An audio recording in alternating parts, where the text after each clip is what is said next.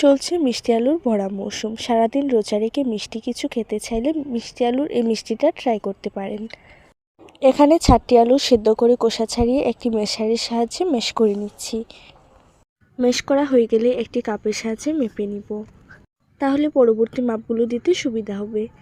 2 table চামচ ময়দা, half cup গুঁড়া দুধ, 1/4 চা চামচ বেকিং পাউডার দিয়ে ভালোভাবে মেখে নিব। অ্যাড করে দিব 1 চামচ ঘি।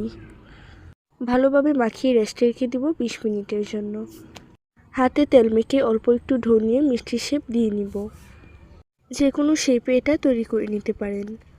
তেল কখনোই বেশি গরম করে দেওয়া যাবে না, মৃদু আছে এগুলোকে লাল করে বেছে নিব। ভাজা মিষ্টিগুলো এক সাইডে রেখে শিরা তৈরি করে নিব। 1 কাপ চিনি, হাফ কাপ পানি, 3টি এলাচ দিয়ে ফুটিয়ে নিব।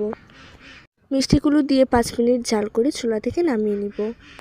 শিরার মাঝে ডুবিয়ে রেখে দিব 4-5 ঘন্টা। উপর দিয়ে মাওয়া দিয়ে দিলে দেখতেও সুন্দর হয় এবং খেতেও অনেক মজা হয়। এই ধরনের ভিডিও আরও পেতে চাইলে আমাদের পেজ ফলো করবেন এবং চ্যানেল সাবস্ক্রাইব করবেন। আল্লাহ হাফেজ।